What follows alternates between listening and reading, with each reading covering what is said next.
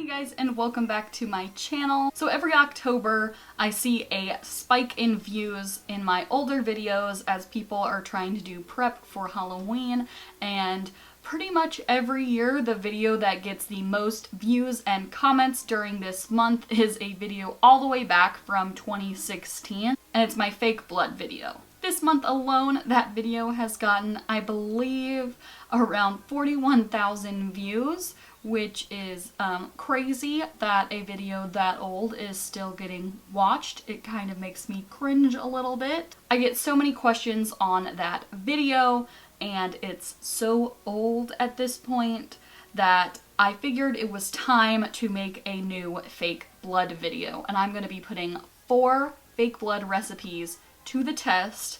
The one I used in my original video, as well as 3 other blood recipes, and put them to the test. And hopefully along the way we will discover kind of what fake blood recipe is the best. All of these are relatively similar. They're all gonna be corn syrup based, but all of them do use materials that you can pick up at the grocery store, apart from one. My original blood recipe uses powdered food coloring instead of liquid food coloring, but you can buy that easily online. I got mine on Amazon. So with all of that little intro done, let's get to testing some blood recipes.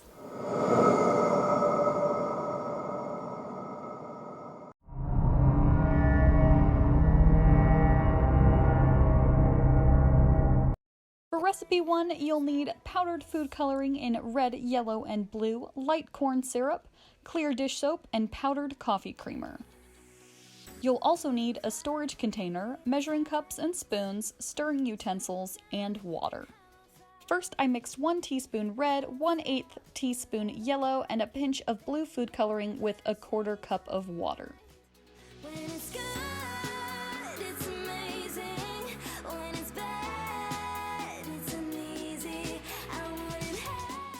Then I mixed in 1 cup of light corn syrup.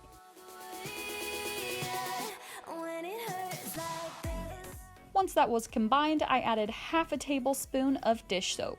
The addition of the soap does mean this recipe isn't edible. 2 of the recipes I'm trying in this video are edible and 2 are not. Last, I dissolved 5/8 teaspoon of powdered coffee creamer in water and added that to the mixture. I gave it a good stir, then popped the top on and gave it a little bit of a shake, but not too aggressively because it makes the soap frothy. When it hurts like this, we hold each other high, but we fall.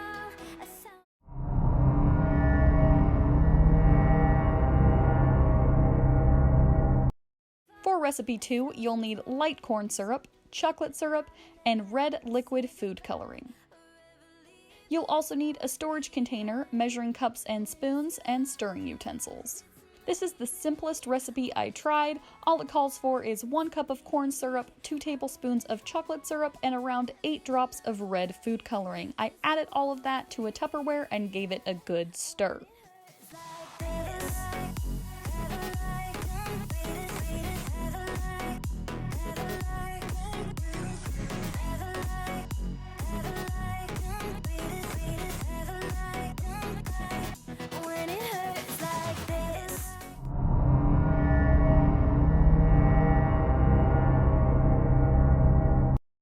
For recipe 3, you'll need light corn syrup, red, blue, and green liquid food coloring, and cornstarch.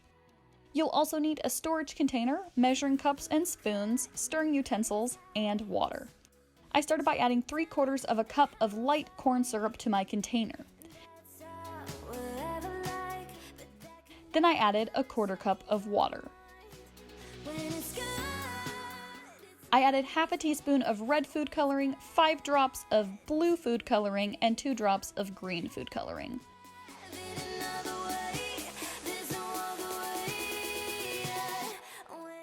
Last, I mixed in 1 tablespoon of cornstarch.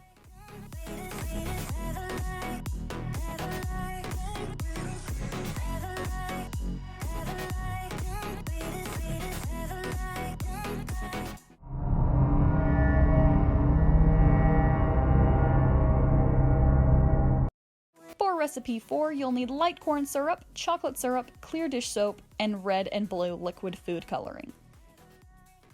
You'll also need a storage container, measuring cups and spoons, and stirring utensils. I started by adding 1 cup of corn syrup to my container.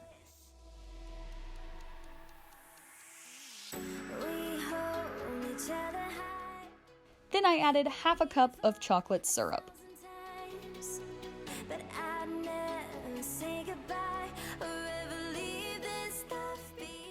I added around 20 drops of red food coloring and a few drops of blue food coloring. This recipe just said to keep adding food coloring until you were satisfied with the color, and you'll see in my conclusion that even with this amount of red, I still was not super satisfied with this color. Last, I mixed in 3 ounces of clear dish soap. Once again, this addition means this recipe isn't edible, but the original source claims this addition of the soap is what makes the recipe washable.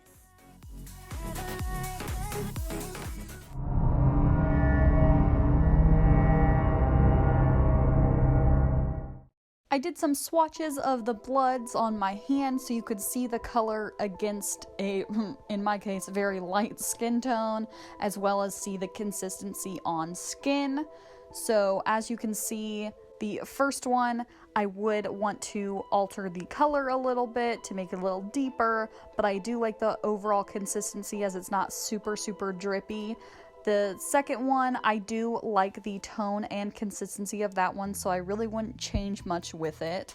The third one was really runny and the color was off, so I'd have to really play around with that recipe to get it to be something that would work for me. And the last one was really runny, and it was still really brown because of the chocolate syrup, so I'd have to add a lot more red food coloring in order to get that to be a workable tone for my liking. One of the number 1 questions on my original blood video is, will this stain? Will this wash out of clothes? So I really wanted to do a test on that because I always use blood on my skin, never on my clothes or anything. So I wanted to do kind of a wear test, if you will. So I did swatches of each blood on a white t-shirt, let them sit for 30 minutes to an hour, and then wash them in my washer with just regular laundry detergent, nothing special. I didn't pre-treat them or anything, just so we could see what happened. The only recipe that claimed to be washable was the last one, so we will see in my final conclusion what happened when I washed this shirt. So this one I do like the consistency of, but I do think I need to add more food coloring to it to make it a little more pigmented, to make the color a little richer. It just looks a little watered down as it is. This one I do like the color of because it's got that irony pigment to it, and I don't think the consistency is too bad. This one is horrible. I'm going to go ahead and say that this is the worst one here. Even pre-wash test, it's so runny and liquidy, and this color, granted the color could be fixed, but I'm kind of judging these based off them as is, and this color, like, it just looks like berries or something. It doesn't look like blood. This one, this is the washable one, so we're gonna have to see that for sure if it is washable, but I don't really like the color of this one. I think I would have to add a lot more red to it in order to like it, and it is surprisingly runny, which is kind of weird.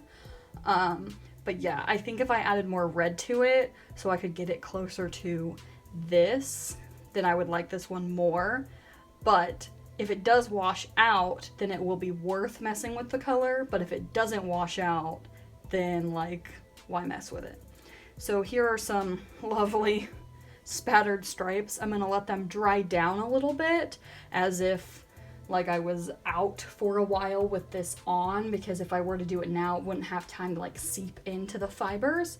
So I'm gonna let this kind of dry a little bit, and then I'll wash it and see what remains. But red pigment is notorious for staining, so I don't really have high hopes for these actually washing out, but we'll see. We'll see. All right, kids, time to see the results of the wash test, and just time to share at least my final thoughts on all of the recipes and which one I think, after trying all 4 of these, is the best. So I let the swatches of the blood sit for around 30 minutes to an hour, so they had time to seep into the fibers of the shirt. And this shirt is 50% cotton, 40% polyester.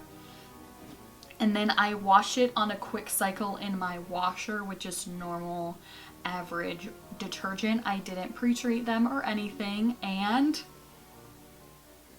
nothing stained. Do take this with a grain of salt, because they only did sit on for, you know, like an hour max. If you were to have these on your clothes all night, like if you were at a haunted house or out on Halloween or at a Halloween party and you had this on your clothes for hours, it might be different. So don't quote me on saying that none of these stain.